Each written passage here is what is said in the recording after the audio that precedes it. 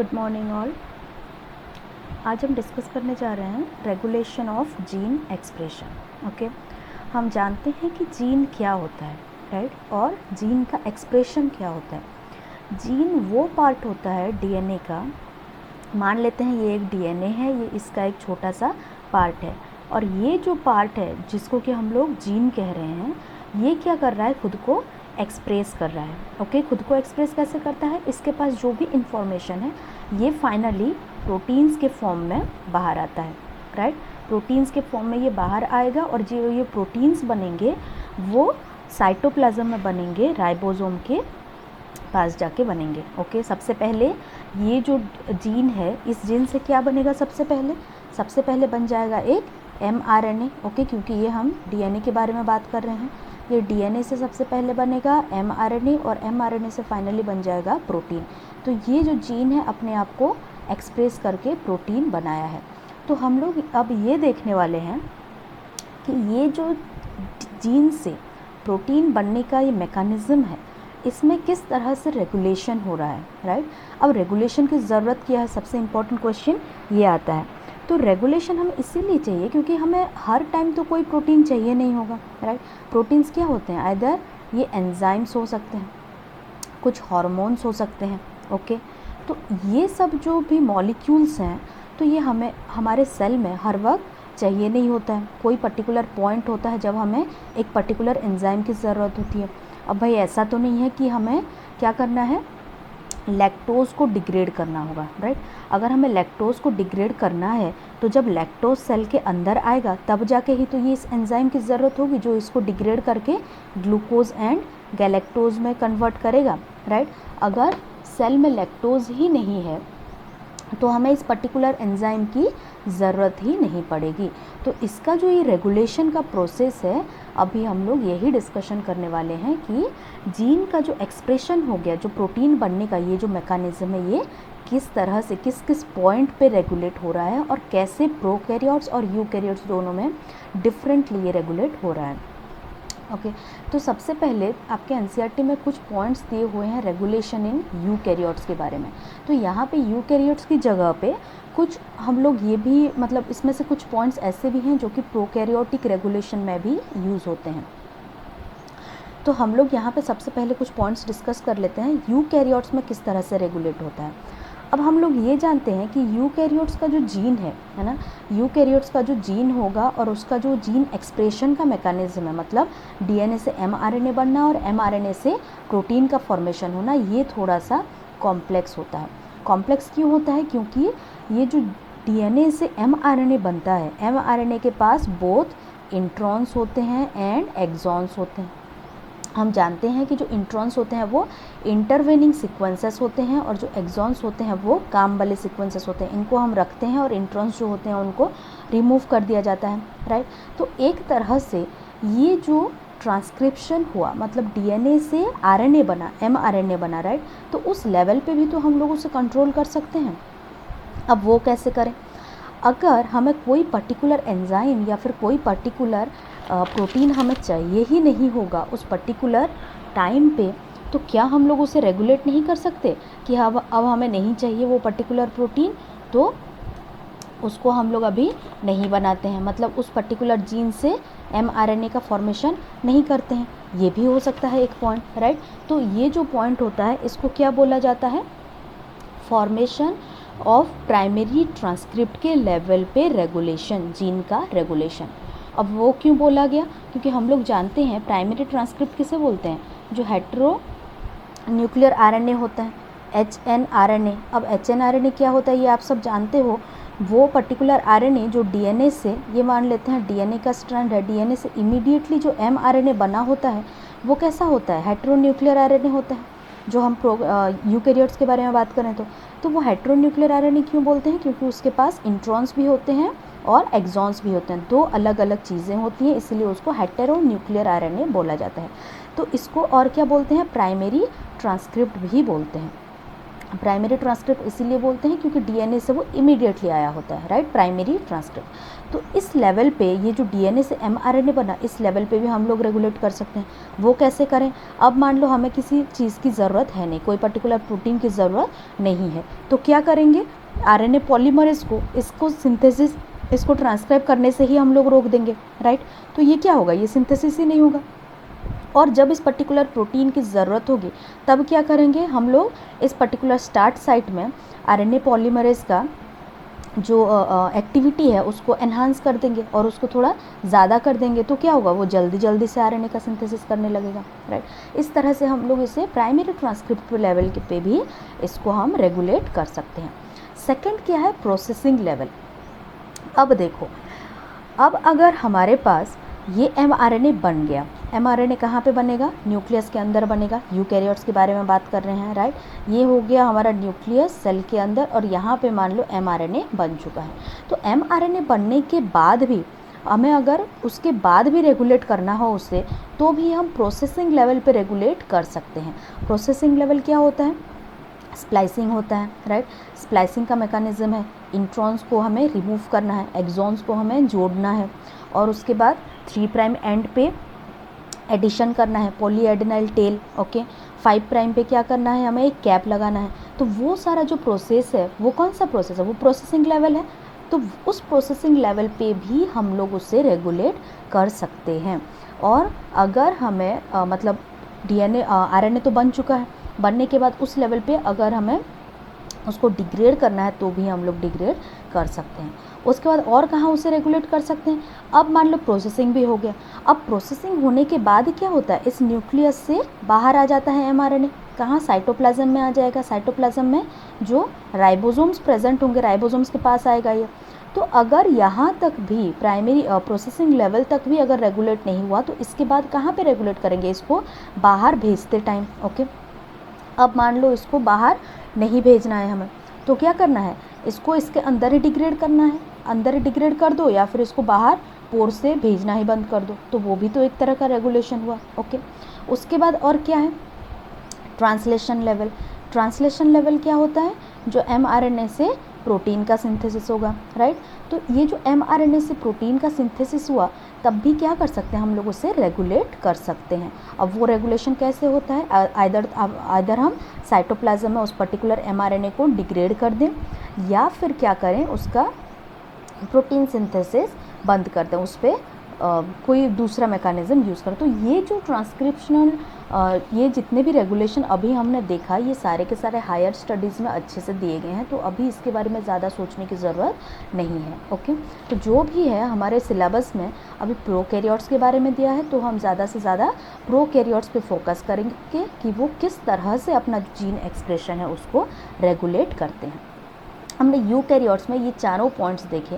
Prokaryotes में भी इसी तरह के पॉइंट्स होते हैं, लेकिन उसमें क्या होता है देखना, उसमें देखो प्राइमरी, हम क्या जानते हैं कि प्रोकैरियोट्स में प्राइमरी ट्रांसक्रिप्ट फॉर्मेशन होने के बाद ही क्या हो सकता है? ट्रांसलेशन इनिशिएट हो सकता है।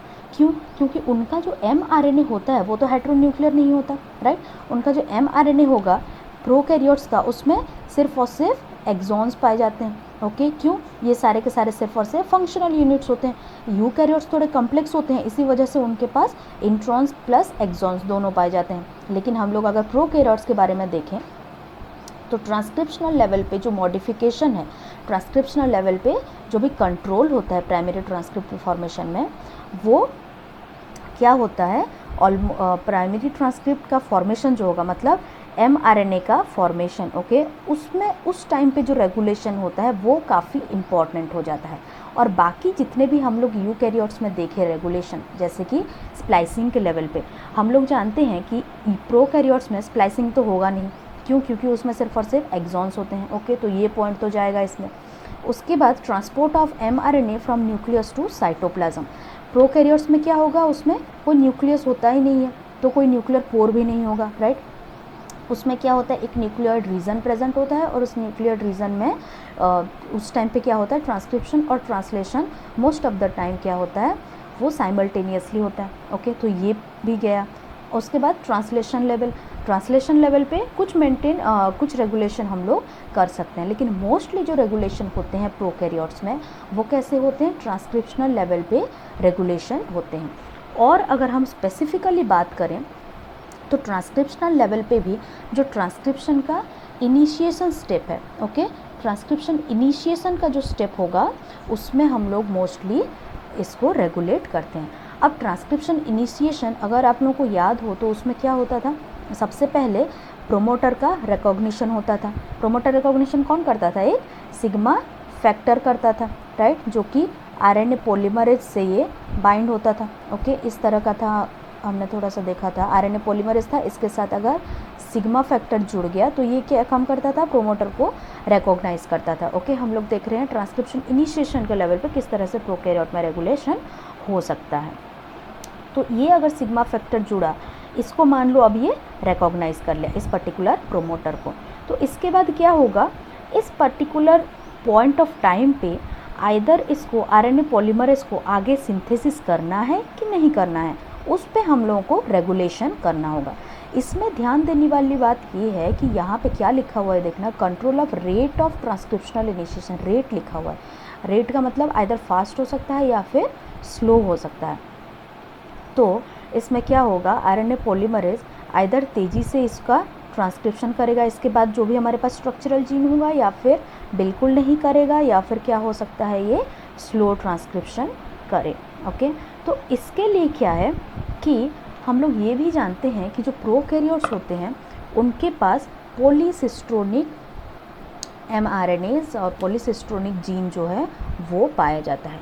अब पॉलीसिस्ट्रोनिक क्या होता है, पॉलीसिस्ट्रोनिक का मतलब होगा कि एक पर्टिकुलर प्रोमोटर, राइट, अगर एक पर्टिकुलर जीन हम लोग मानेंगे, एक पर्टिकुलर प्रोमोटर जो होगा, उस प्रोमोटर से जब एक आरएनए पॉलीमरेज इससे बाइंड करेगा, ओके, एक आरएनए पॉलीमरेज अगर इससे बाइंड किया तो मोर देन वन जीन को, more than one structural gene को ये ट्रांसक्राइब कर लेता है। मान लो ये एक स्ट्रक्चरल जीन है, ये दूसरा स्ट्रक्चरल जीन है और ये तीसरा स्ट्रक्चरल जीन है। तो एक प्रोमोटर से जब एक आरएनए पॉलीमरेज बाइंड करता है तो ये तीनों को यहाँ पे ट्रांसक्राइब करके तीनों डिफरेंट mRNAs यहाँ पे इस तरह से फॉर्म कर सकता है और सिंगल mRNA फॉर्म कर सकता है, जिससे कि 3 अलग अलग प्रोटीन मॉलिक्यूल मिल सकते हैं, राइट। ये होते हैं क्या, पॉलीसिस्ट्रोनिक mRNAs। और हम जानते हैं प्रोकैरियोट्स में मोस्टली पॉलीसिस्ट्रोनिक mRNAs पाया जाता है। तो अब देखते हैं कि ये जो प्रोकैरियोट्स का जो जीन है ये किस तरह से रेगुलेट होता है।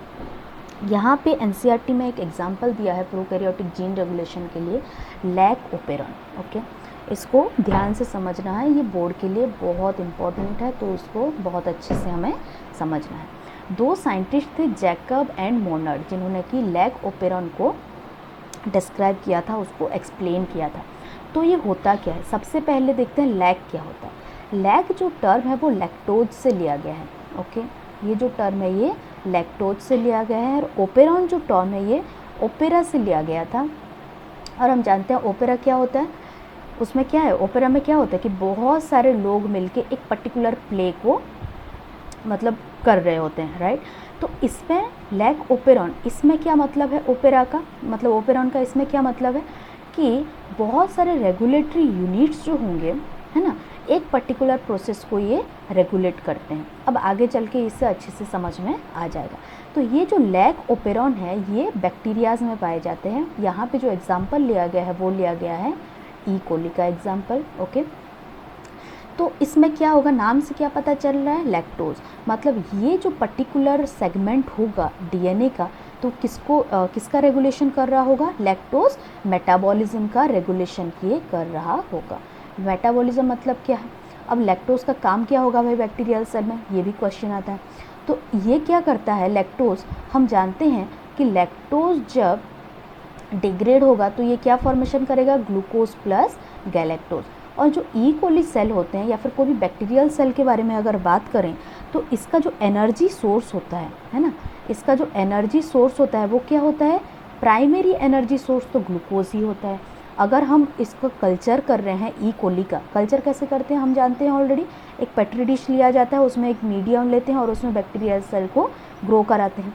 तो इसमें क्या होगा, अगर हम लोग ग्लूकोज इस मीडियम में डालेंगे तब ये आराम से ग्रो करेगा। उसके सेल के अंदर जितने भी मेटाबॉलिक प्रोसेसेस हैं वो सारे के सारे ग्लूकोज के ब्रेकडाउन से उसको एनर्जी मिलता है, राइट। लेकिन अगर मान लो किसी वजह से उस पर्टिकुलर मीडियम में ग्लूकोज नहीं है तो वो सेकेंडरी सोर्स किसे यूज़ करता है, लैक्टोज को यूज़ करता है, ओके। और हम जानते हैं कि लैक्टोज को जब तोड़ेंगे तो ग्लूकोज प्लस गैलेक्टोज तो मिलने ही वाला है, राइट। तो उससे ये जो ग्लूकोज मॉलिक्यूल मिलेगा ये क्या करेगा, इसको एनर्जी प्रोवाइड करेगा इस पर्टिकुलर ई कोली सेल को।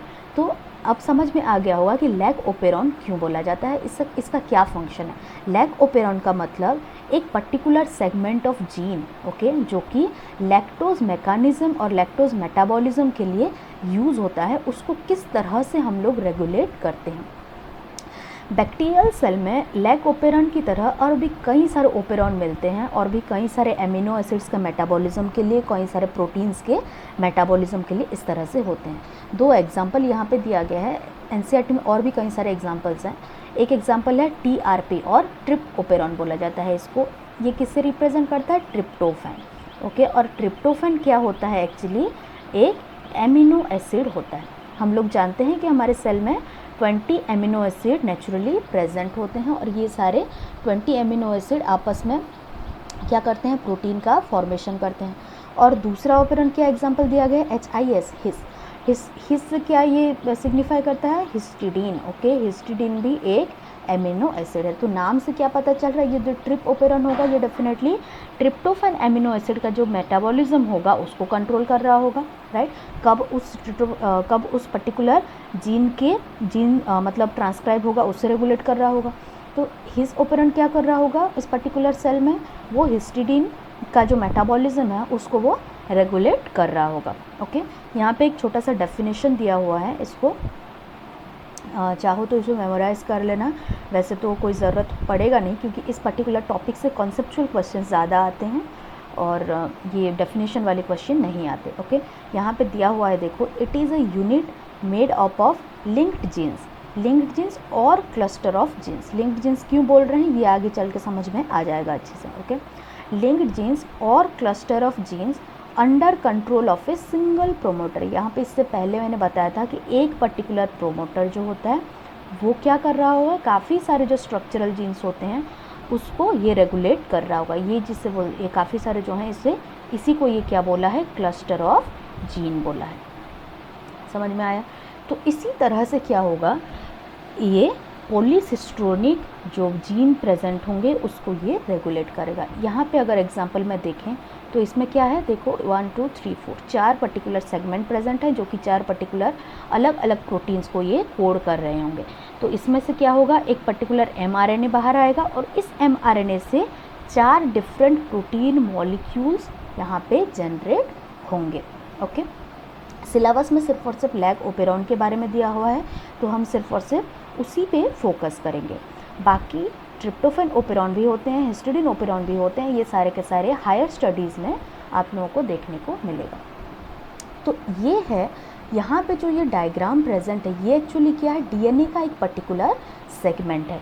हम जानते हैं कि ये डीएनए जो होगा वो कैसा होता है, ये डबल हेलिकल स्ट्रक्चर है, राइट। इस तरह का स्ट्रक्चर होगा, एक 5 प्राइम एंड होगा और एक 3 प्राइम होगा, पोलैरिटी रहता है उसमें।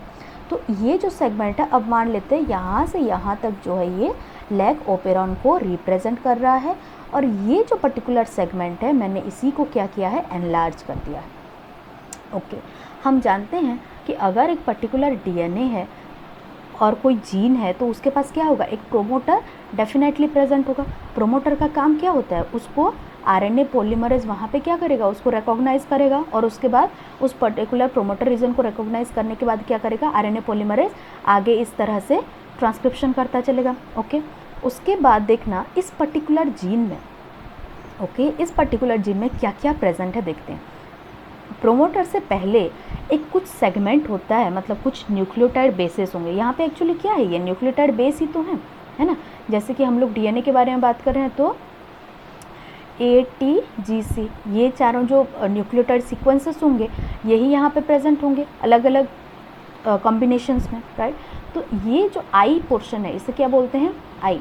ये जो आई रीजन है ये क्या है, एक्चुअली इनहिबिटर और रिप्रेसर बोला जाता है इस पर्टिकुलर रीज़न को। इसे रिप्रेसर बोलने का एक मतलब प्रॉपर रीज़न है, वो इसीलिए क्योंकि इस पर्टिकुलर जो पार्ट है इस ओपेरॉन का, इसमें से क्या होगा, एक रिप्रेसर प्रोटीन का फॉर्मेशन होता है। ओके, तो इसीलिए इसको क्या बोलते हैं, रिप्रेसर और इनहिबिटर। वो इसीलिए क्योंकि ये इनहिबिट करता है, ये जो रिप्रेसर प्रोटीन है। उसके बाद क्या है, आई के बाद पी आएगा, पी सेगमेंट। तो ये पी सेगमेंट क्या है, एक्चुअली हमारा प्रोमोटर है। ओके, ये है हमारा प्रोमोटर। प्रोमोटर से पहले क्या है, आई। उसके बाद क्या आएगा, एक ओ सेगमेंट आएगा, और ये ओ सेगमेंट क्या होता है, ऑपरेटर होता है। अब ऑपरेटर क्या है, ये जो पर्टिकुलर स्ट्रक्चरल जीन है, ये तीनों Z, Y और A, ये तीनों जो होते हैं ये स्ट्रक्चरल जीन होते हैं। स्ट्रक्चरल जीन क्यों होते हैं, हम ये जानते हैं कि स्ट्रक्चरल जीन वो पार्ट होता है जो कि फाइनली ट्रांसक्राइब होता है, राइट। तो ये जो पार्ट है इस पर्टिकुलर ओपेरॉन का I, P एंड O, ये ट्रांसक्राइब तो नहीं होंगे, लेकिन ये तीनों का जो ट्रांसक्रिप्शन मैकेनिज्म है उसको ये तीनों मिलके रेगुलेट करेंगे, राइट। कब इससे कितना अमाउंट में इसको एक्टिवेट होना है, इसको फास्ट मतलब बहुत जल्दी जल्दी ये तीनों एंजाइम का सिंथेसिस करना है, या इसका लो लेवल पे एक्सप्रेशन होना है, right. Rate of transcription, rate of transcription को ये क्या करेंगे, ये तीनों मिलके इसे रेगुलेट करेंगे। तो ये ऑपरेटर रीजन का काम क्या होता है, यहाँ पे जो रिप्रेसर प्रोटीन आएगा, यहाँ पे क्या बोला था, रिप्रेसर, ये कौन सा है, एक्चुअली रिप्रेसर प्रोटीन। ये जो रिप्रेसर प्रोटीन होता है ये इस पर्टिकुलर ऑपरेटर रीजन पे जाके ज्वाइन हो जाता है, मतलब इसको जाके ये ब्लॉक कर देता है इस पर्टिकुलर एरिया को इस तरह से।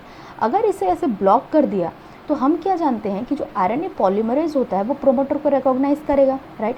अब प्रोमोटर रिकॉग्निशन के बाद क्या होगा, वो आगे इस तरह से चलेगा ना, वो आगे जाएगा, आरएनए पॉलीमरेज इस तरह से आगे ऐसे मूव करता हुआ जाएगा, तब जाके तो ये तीनों सेगमेंट को ये ट्रांसक्राइब करेगा। अगर ये आगे ही नहीं जा पाएगा तो क्या इसे ट्रांसक्राइब ये कर सकता है, कभी नहीं कर सकता। तो ये क्या करेगा, अगर इस पर्टिकुलर रिप्रेसर प्रोटीन यहाँ पे ऑपरेटर रीजन में आके इस तरह से ज्वाइन हो गया तो यहाँ पे आरएनए पॉलीमरेज आने के बाद भी ये आगे बिल्कुल मूव नहीं कर पाएगा, और ये तीनों जो अलग अलग प्रोटीन है वो कभी बन नहीं पाएंगे एमआरएनए से, राइट। ये ट्रांसक्रिप्शन ही नहीं होगा। तो ये काम होता है ऑपरेटर का। क्या करता है, एक्चुअली ये एक ऐसा साइट प्रोवाइड करता है जहाँ पे कि ये रिप्रेसर मॉलिक्यूल जो है यहाँ पे आके बाइंड हो सकता है। ओके, इसको बहुत अच्छे से याद रखना है। मैं बोर्ड में कई बार क्वेश्चन आए, ये बार बार रिपीट होके आता रहता है। लैक ओपेरॉन बहुत इंपॉर्टेंट है, हम लोग सब पढ़ते हैं, राइट। जैसे कि हम लोग कैसे ट्रांसक्रिप्शन करना है, कैसे ट्रांसलेट करना है, कैसे हम लोग डीएनए से डीएनए बना रहे हैं, सारा प्रोसेस हम लोग पढ़ते हैं। लेकिन ये जो मैकेनिज़्म है, किस तरह से सारे मैकेनिज़्म रेगुलेट हो रहे हैं उसके बारे में है, तो इसको हमें बहुत अच्छे से समझ लेना है। ये समझ में आया। तो ये जो स्ट्रक्चरल जीन है, ये स्ट्रक्चरल जीन तीन यहाँ पे प्रेजेंट है, एक Z है, एक Y है और एक A है। तीनों एक mRNA को बनाएंगे, लेकिन इन तीनों में से अलग अलग प्रोटीन मॉलिक्यूल्स का फॉर्मेशन होगा। सबसे पहले देखते हैं Z के बारे में। ये जो Z जीन है, यहाँ पे नाम दिख रहा होगा, बीटा गैलेक्टोसाइडेज। ओके, Y क्या सिंथेसिस करता है, ये करता है हमारा परमेज। ओके, और ए क्या कर रहा है, ये ट्रांस एसिटाइलेज। अच्छा, नाम से क्या पता चल रहा है, ASE सब में लगा हुआ है, तो ये तीनों के तीनों क्या हैं, एंजाइम्स हैं एक्चुअली। ओके, ये तीनों आ गए हमारे एंजाइम्स। तो एंजाइम्स अगर बने, हम जानते हैं कि एंजाइम्स आर प्रोटीन्स। ओके, तो ये जो स्ट्रक्चरल जीन है, इस स्ट्रक्चरल जीन से एक mRNA बना होगा, उस पर्टिकुलर mRNA से ये तीनों डिफरेंट एंजाइम्स बने होंगे। तो अब देखते हैं कि जो बीटा गैलेक्टोसाइडेज एंजाइम है, इसका काम क्या है। नाम से क्या पता चल रहा है, बीटा गैलेक्टोसाइडेज, मतलब ये बीटा गैलेक्टोसाइड को क्या कर रहा होगा, तोड़ रहा होगा, राइट। अब बीटा गैलेक्टोसाइड यहाँ पे क्या है भाई, लैक्टोज, और जो एलो लैक्टोज होता है वो होता है बीटा गैलेक्टोसाइड। ठीक है, तो ये beta galactosidase enzyme beta galactoside bond को, जो बीटा गैल बॉन्ड होता है उसको ये तोड़ देता है। तो हम जानते हैं कि ये कौन सा ओपेरॉन है, लैक ओपेरॉन है। लैक ओपेरॉन है तो लैक्टोज से मतलब होगा इसका। तो मैंने क्या बोला था कि जो ई कोली होता है या कोई बैक्टीरियल सेल होता है, जो ग्लूकोज होता है वो इसका प्राइमरी फूड सोर्स है। अगर ग्लूकोज एब्सेंट है किसी वजह से उस पर्टिकुलर मीडियम में, और अगर तब हम लोग इसे लैक्टोज देंगे, तब जाके ये क्या करेगा, लैक्टोज को ये तोड़ देगा। किस में तोड़ेगा, गैलेक्टोज प्लस ग्लूकोज में तोड़ेगा, राइट। तो ये जो तोड़ने वाला काम है, ओके, ये कौन करता है, ये बीटा गैलेक्टोसाइडेज एंजाइम करेगा इसको, ओके। उसके बाद सेकंड कौन सा है, वाई जीन से क्या फॉर्मेशन होता है, परमिएज का। ये अच्छे से याद रखना क्योंकि ये बार बार क्वेश्चन आता है, ये फिल इन द ब्लैंक्स में भी आया हुआ है, फिर 2 कॉलम बना के उसको भी ज्वाइन करने के लिए आता है कि कौन सा एंजाइम कौन सा जीन से प्रोड्यूस हो रहा है, ओके। तो Z से क्या हो रहा है, बीटा गैलेक्टोसाइडेज हो रहा है, Y से क्या हो रहा है, परमिएज हो रहा है, और A से ट्रांस एसिटाइलेज। परमिएज का काम क्या है, नाम से पता चल रहा है ये किसी चीज़ को परमिट कर रहा होगा, परमिट आने जाने के लिए, राइट।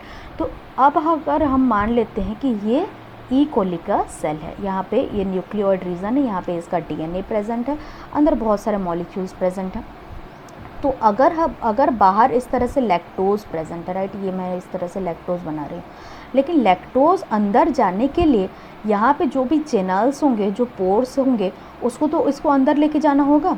तो ये जो एंजाइम है परमिएज, ये क्या काम करता है, लैक्टोज जब बाहर होता है सेल का, इसको अंदर ले जाने का काम करता है, ओके। परमिएज का काम क्या हुआ, लैक्टोज को अंदर बाहर से अंदर लेके जाना। तीसरा एंजाइम कौन सा है, ट्रांस एसिटाइलेज। ये जो ट्रांस एसिटाइलेज एंजाइम है, नाम से क्या पता चल रहा है कि ये एसिटाइलेशन कर रहा होगा, ट्रांस एसिटाइलेशन, ओके।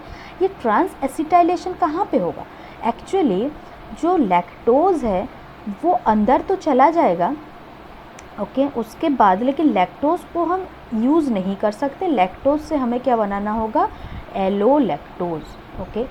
ये जो लैक्टोज से एलो लैक्टोज बना, तो ये एक्चुअली क्या है, यहाँ पे इस एंजाइम का काम आता है, ट्रांस एसिटाइलेज। वो एलो लैक्टोज हमें क्यों चाहिए, क्योंकि हम ये जानते हैं कि देखो ये जो रिप्रेसर मॉलिक्यूल प्रेजेंट है, ये रिप्रेसर जनरली क्या काम करता है भाई, ये ऑपरेटर रीजन में जाके यहाँ पे बाइंड हो जाता है, और बाइंड होने के बाद क्या होता है, ये जो RNA पॉलीमरेज आगे बिल्कुल नहीं जा पाता। तो हमें इसको क्या करना है, अगर हमें लैक्टोज का जो सिंथेसिस है उसको करना है, मतलब लैक्टोज का ब्रेकडाउन अगर हमें कराना है, तो फिर क्या करना पड़ेगा, इस प्रोमोटर रीजन से RNA पॉलीमरेज को आगे शिफ्ट कराना होगा, इस जीन को, पर्टिकुलर जीन को हमें ट्रांसक्राइब कराना होगा। तो इस अगर ये यहाँ पे बाइंड करने से हम रोक दें, तब जाके तो RNA पॉलीमरेज ये इसको ट्रांसक्राइब करेगा। तो इसको रोकेंगे कैसे, ये जो रिप्रेसर मॉलिक्यूल यहाँ पे इस तरह से प्रेजेंट होगा, और यहाँ पे क्या होते हैं, हम जानते हैं कि ये रिप्रेसर क्या है, एक प्रोटीन है, ओके, ये है रिप्रेसर प्रोटीन और एंजाइम। तो फिर यहाँ पे क्या होगा, कुछ साइट्स प्रेजेंट होते हैं, कुछ एलोस्टेरिक साइट प्रेजेंट होते हैं। तो उस एलोस्टेरिक साइट में क्या होगा, ये एलो लैक्टोज जाके बाइंड हो जाएगा इस तरह से। अगर यहाँ पे एलो लैक्टोज बाइंड हो गया, अब इसको ये रोक देगा यहीं पे, ये आगे चल के इसको ऑपरेटर में जाने ही नहीं देगा। अगर ये जाने नहीं देगा तो क्या होगा, इस प्रोमोटर रीजन में आते आते RNA पॉलीमरेज आगे आराम से मूव करेगा, और ये तीनों स्ट्रक्चरल जीन को ये सिंथेसिस करेगा। समझ में आया। तो 3 एंजाइम होते हैं, सबसे पहला एंजाइम है बीटा गैलेक्टोसाइडेज, सेकंड है हमारा परमिएज, और थर्ड है ट्रांस एसिटाइलेज। बीटा गैलेक्टोसाइडेज का काम क्या होगा, वो लैक्टोज को क्या करेगा, ब्रेक डाउन करेगा ग्लूकोज प्लस गैलेक्टोज में, ओके, और एलो लैक्टोज को करेगा ग्लूकोज प्लस गैलेक्टोज में। और सेकेंड एंजाइम क्या है, परमिएज, जो कि क्या करेगा, बाहर जो लैक्टोज मॉलिक्यूल्स प्रेजेंट होते हैं उसको ये अंदर लेके आएगा। ट्रांस एसिटाइलेज का काम क्या है, लैक्टोज को एलो लैक्टोज में कन्वर्ट करना, क्योंकि हमारा जो एलो लैक्टोज होता है यही रिप्रेसर प्रोटीन से बाइंड कर लेगा, बाइंड करने के बाद इसको उसी पर्टिकुलर एरिया में उसको रोक देता है। अब ये तो हमें पता चला कि किस तरह से कौन सा जीन का क्या फंक्शन होता है और किस तरह का ये ओपेरॉन चल रहा है, ओके। अब देखते हैं कि रेगुलेशन कैसे हो रहा है, किस पॉइंट पे किस तरह से हम इसे रेगुलेट कर सकते हैं। तो अब देखते हैं इसका रेगुलेशन। इसका जो रेगुलेशन होगा, ये रेगुलेशन कैसे होता है, देखो। अब इंड्यूसर आया, एक और नाम। इंड्यूसर क्या है, एक्चुअली हमारा एलो लैक्टोज, ओके, ये हो गया हमारा इंड्यूसर। एलो लैक्टोज कैसे बन रहा था, लैक्टोज से बन रहा था, कैसे, ट्रांस एसिटाइलेशन रिएक्शन होने के बाद ये मॉलिक्यूल बन रहा था लैक्टोज से। तो यहाँ पे देखना क्या है, in the absence of inducer. Absence of inducer क्या हुआ, एब्सेंस ऑफ एलो लैक्टोज, और मैं ये भी तो बोल सकती हूँ एब्सेंस ऑफ लैक्टोज। इसका मतलब जब सेल में लैक्टोज नहीं है, ओके, अगर सेल में लैक्टोज नहीं है तो क्या लैक ओपेरॉन का उसका एक्टिवेट होना ज़रूरी है? कोई ज़रूरत नहीं पड़ेगी उसको। क्यों? क्योंकि जो हमारा लैक ओपेरॉन है उसका काम क्या है, वो लैक्टोज का मेटाबॉलिज्म करेगा और लैक्टोज से क्या करेगा, ग्लूकोज एंड गैलेक्टोज बनाएगा। तो इस पर्टिकुलर सेल में अगर लैक्टोज ही प्रेजेंट नहीं होगा तो इन तीनों पर्टिकुलर एंजाइम का सिंथेसिस होने का कोई मतलब बनेगा क्या? कोई मतलब नहीं बनेगा। क्यों फालतू का इसको बनाएं, राइट? तो इसको क्या करके रखना पड़ेगा, हमें इसको ऑफ करके रखना पड़ेगा। ऑफ करके रखना पड़ेगा मतलब क्या होता है, हमें ट्रांसक्रिप्शन अभी नहीं चाहिए। तो तब क्या होता है, in the absence of inducer, मतलब अगर लैक्टोज नहीं है मीडियम में। अगर ये क्वेश्चन अगर दिमाग में आ रहा है कि अगर लैक्टोज नहीं है तो सेल कैसे सर्वाइव करेगा, तो सेल कैसे सर्वाइव करेगा, खुद सोचो। सेल का प्राइमरी सोर्स क्या है, ग्लूकोज है, तो वो ग्लूकोज से सर्वाइव करेगा। जब तक मीडियम में ग्लूकोज है वो आराम से उसको यूज़ करके अपना मेटाबॉलिक प्रोसेसेस चला रहा होगा। अगर ग्लूकोज नहीं रहा सेल में और अगर लैक्टोज प्रेजेंट है तब जाके क्या करेगा, ए पर्टिकुलर सेल लैक्टोज को अंदर लेके जाएगा सेल के अंदर, राइट? तो यहाँ पे हम क्या देख रहे हैं, in the absence of inducer और इन द एब्सेंस ऑफ एलोलैक्टोज और in the absence of lactose, मतलब सेल के अंदर लैक्टोज नहीं है और मीडियम में लैक्टोज नहीं है, तब ये ओपेरॉन कैसे काम कर रहा है। आई जीन से क्या होता है, हमने देखा था कि एक रिप्रेसर प्रोटीन का फॉर्मेशन होता है। अरे प्रोटीन बनेगा तो ये डीएनए मॉलिक्यूल है, राइट? ये तो सेगमेंट डीएनए है। डीएनए से क्या बन रहा होगा, एक एमआरएनए बन रहा होगा, और ये जो डीएनए से एमआरएनए बना ये किससे बन रहा होगा, ट्रांसक्रिप्शन से बन रहा होगा, राइट? तो ये यहाँ पे पहले आई जीन ट्रांसक्राइब हुआ, ट्रांसक्राइब होने के बाद क्या बनाया, एक रिप्रेसर एमआरएनए बना दिया, और ये रिप्रेसर एमआरएनए फाइनली क्या हुआ, इसका ट्रांसलेशन होने के बाद ये एक रिप्रेसर प्रोटीन का फॉर्मेशन किया। और ये रिप्रेसर प्रोटीन, नाम से क्या पता चल, रिप्रेस कर रहा होगा किसी चीज़ को, राइट? तो ये रिप्रेसर प्रोटीन क्या किया, ये ऑपरेटर रीजन के पास चला गया और यहाँ पे इस तरह से इस पर्टिकुलर साइट को ब्लॉक करके रख दिया है। तो ये अगर ब्लॉक करके रख दिया है तो इसके बाद क्या होगा, यहाँ पे मान लो हमारा इस तरह का आरएनए पॉलीमरेज आया, ओके, सिग्मा फैक्टर के साथ। सिग्मा फैक्टर अब प्रोमोटर को रिकॉग्नाइज भी कर लिया।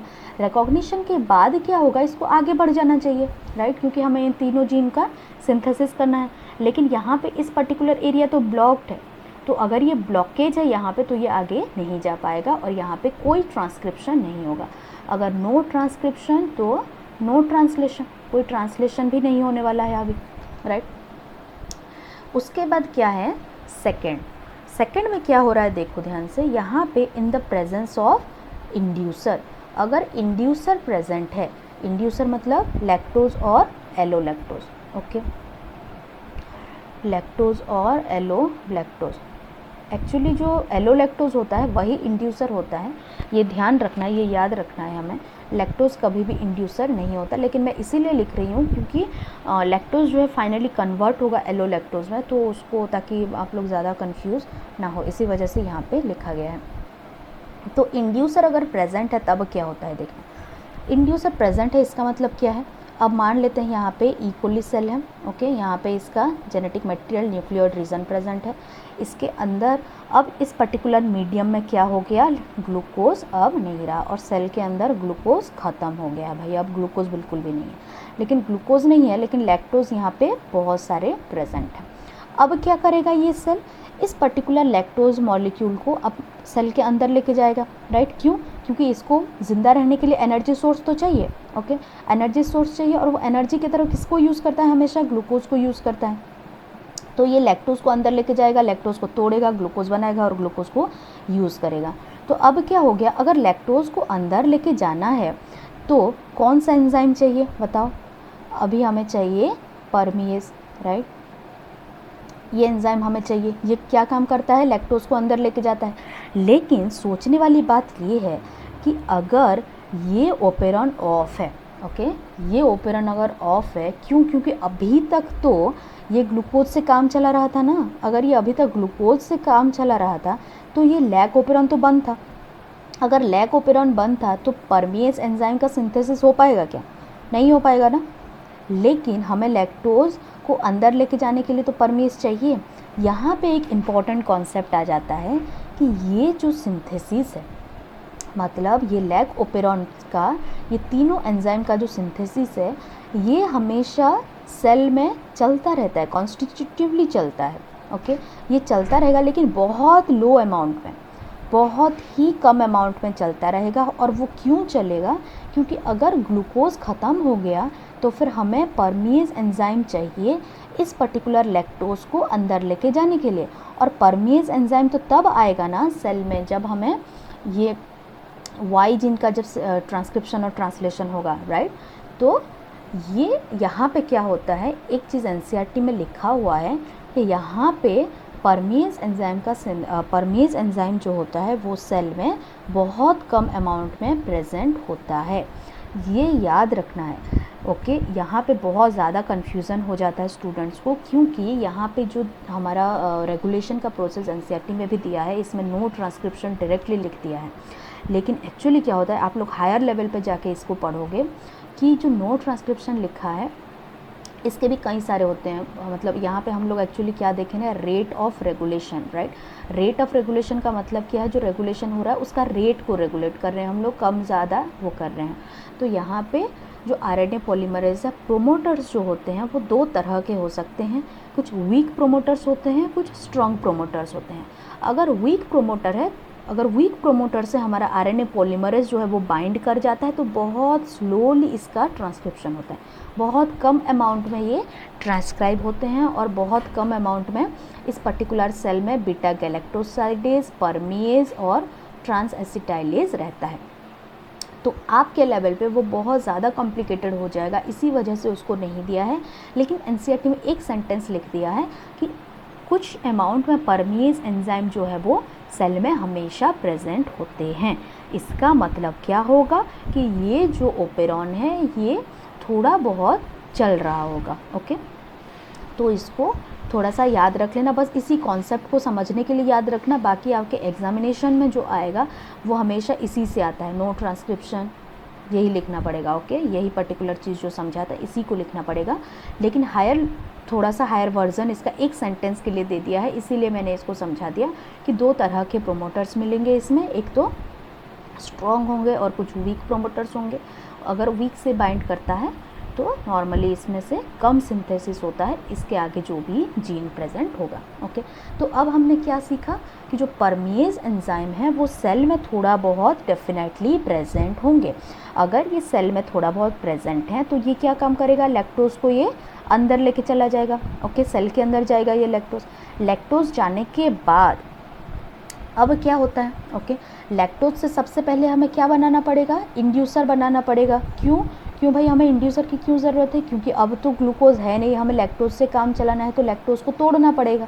तो सबसे पहले लैक्टोज को अगर तोड़ना है तो क्या करना पड़ेगा, बीटा गैलेक्टोसाइडेज एंजाइम का सिंथेसिस करना पड़ेगा। और ये एंजाइम कब सिंथेसिस होगा, जब आरएनए पॉलीमरेज इसको सिंथेसिस करेगा, राइट। तो सबसे पहले आरएनए पॉलीमरेज को ये सिंथेसिस अगर करना है तो रिप्रेसर प्रोटीन को क्या करना पड़ेगा, उसको ब्लॉक करना पड़ेगा। तो यहाँ पे सबसे पहले काम किया है कि जो लैक्टोज है, लैक्टोज से हमें क्या बनाना है, सबसे पहले एलो लैक्टोज। ओके, सबसे पहले हमें लैक्टोज से एलो लैक्टोज बनाना है। तो अभी हमने देखा कि ये जो ओपेरॉन है ये थोड़ा बहुत चलता रहता है सेल के अंदर। ओके, तो अगर थोड़ा थोड़ा सा चल रहा है इसका मतलब ट्रांसएसिटाइलेज एंजाइम भी बहुत कम अमाउंट में प्रेजेंट होगा। तो अगर ये बहुत कम अमाउंट में प्रेजेंट है तो स्टार्टिंग में जो लैक्टोज मॉलिक्यूल आया होगा इसको क्या कन्वर्ट कर देगा, ये एलो लैक्टोज में कन्वर्ट कर देगा, राइट। अब सेल के अंदर क्या प्रेजेंट है, एलो लैक्टोज प्रेजेंट है। और एलो लैक्टोज हमारा क्या है, एक्चुअली इंड्यूसर मॉलिक्यूल है। तो ये इंड्यूसर मॉलिक्यूल क्या करेगा, ये जो रिप्रेसर मॉलिक्यूल है उसका जो एलोस्टेरिक साइट होगा उस पर्टिकुलर एलोस्टेरिक साइट में जाके यहाँ पे बाइंड कर लेगा। ये रहा, यहाँ पे इंड्यूसर है, ये कौन सा मॉलिक्यूल था, रिप्रेसर था। ये रिप्रेसर कहाँ से बन रहा था भाई, नॉर्मली रिप्रेसर एमआरएनए से बन रहा था। ओके, आई जीन से बन रहा था। ये आई जीन हमेशा चलता रहता है, ये याद रखना, जब इंड्यूसर हो चाहे ना हो ये आई जीन चलता ही रहेगा। यहाँ पे देखो इंड्यूसर प्रेजेंट है बट स्टिल ये आई जीन चल रहा है। आई जीन से मतलब आई जीन ट्रांसक्राइब हो रहा है, आई जीन ट्रांसक्राइब होने के बाद एक रिप्रेसर एमआरएनए बनाया, एमआरएनए से क्या बनाया, एक रिप्रेसर प्रोटीन बनाया। और ये जो रिप्रेसर प्रोटीन बना, अब इंड्यूसर प्रेजेंट है, इसी वजह से ये इंड्यूसर क्या कर रहा है, इसको बाइंड कर रहा है। अगर ये इंड्यूसर बाइंड कर लिया इसे, तो ये मॉलिक्यूल कहाँ चला जाएगा, आगे नहीं जा पाएगा बिल्कुल भी। ओके, अगर ये आगे नहीं जा पाया तो अब क्या होगा, इस पर्टिकुलर जीन को ट्रांसक्राइब करने के लिए जो mRNA है वो किसे रिकॉग्नाइज करेगा, प्रोमोटर को, सिग्मा फैक्टर के थ्रू। ओके, ये सिग्मा फैक्टर के थ्रू ये प्रोमोटर को रिकॉग्नाइज किया। रिकॉग्नाइज करने के बाद अब आगे कोई भी इसके लिए ब्लॉकेज नहीं है, तो इसी वजह से ये क्या करेगा, आगे इस तरह से ट्रांसक्राइब करेगा। आगे ट्रांसक्राइब किया, ये तीनों सेगमेंट क्या होगा, ट्रांसक्रिप्शन होगा इन तीनों का। ट्रांसक्रिप्शन होने के बाद क्या बनेगा, एक लैग mRNA बन गया। ओके, उस लैग mRNA से 3 डिफरेंट प्रोटीन्स बन गए और 3 डिफरेंट एंजाइम्स बन गए, बीटा गैल, परमेज और ट्रांसएसिटाइलेज। अभी क्या होगा, इसका जो सिंथेसिस है इन तीनों का, ये ज़्यादा सिंथेसिस होने लगेगा। अब क्या होगा, अगर अब परमेज का जो अमाउंट है सेल में वो इंक्रीज़ होने लगेगा, राइट। अगर परमेज का अमाउंट इंक्रीज़ हुआ तो काफ़ी ज़्यादा अमाउंट में लैक्टोज भी चलेगा। ओके, लैक्टोज भी अंदर चला जाएगा। अगर लैक्टोज अंदर गया तो बीटा गैल का नंबर भी तो इंक्रीज़ हो रहा है, राइट। ट्रांसएसिटाइलेज का भी नंबर इंक्रीज़ हो रहा है, तो ट्रांसएसिटाइलेज क्या करेगा, बहुत ज़्यादा जब ग्लूकोज अंदर आ जाएंगे तो उन बहुत ज़्यादा लैक्टोज जब अंदर आएंगे तो लैक्टोज को एलोलैक्टोज में कन्वर्ट करने लगेगा, और ये एलोलैक्टोज मॉलिक्यूल क्या करेगा, फाइनली रिप्रेसर प्रोटीन के साथ बाइंड हो जाएगा और इसको प्रिवेंट करने से बचाएगा। ओके, उसके बाद क्या करेगा, बीटा गैलेक्टोसाइडेज जो होगा वो लैक्टोज से फाइनली ग्लूकोज एंड गैलेक्टोज में कन्वर्ट कर लेगा। ओके, ये टॉपिक बहुत इम्पॉर्टेंट है, इसमें याद क्या क्या रखना है ये ध्यान देना। सबसे पहले तो ये जो तीनों स्ट्रक्चरल जीन प्रेजेंट हैं, ये तीनों जीन क्या क्या ट्रांसक्राइब कर रहे हैं, कौन कौन सा प्रोटीन्स इससे बन रहे हैं, कौन से एंजाइम्स बन रहे हैं, उसको याद रखना है। सीक्वेंस याद रखना, किसके बाद क्या आएगा, सबसे पहले I आएगा, उसके बाद P, इसके बाद O। ओके, उसके बाद Z, Y, A। ओके, उसके बाद आएगा हाँ, उसके बाद ये इम्पॉर्टेंट है कि इंड्यूसर जब एब्सेंट होता है तब क्या होता है, और इंड्यूसर जब प्रेजेंट होता है तब कैसा रहता है। ओके, और एक इम्पॉर्टेंट चीज़ है कि देखो हम लोग यहाँ पे क्या देखें कि जो रिप्रेसर मॉलिक्यूल है, ओके, ये जो रिप्रेसर मॉलिक्यूल था वो इसको जाके इनहिबिट कर रहा था नॉर्मली, राइट, जब लैक्टोज और एलोलैक्टोज एब्सेंट था। तो इसको जाके अगर इनहिबिट कर रहा है तो मोस्ट ऑफ द टाइम ये क्या होता है, इसी तरह से रहता है जब लैक्टोज एब्सेंट रहता है।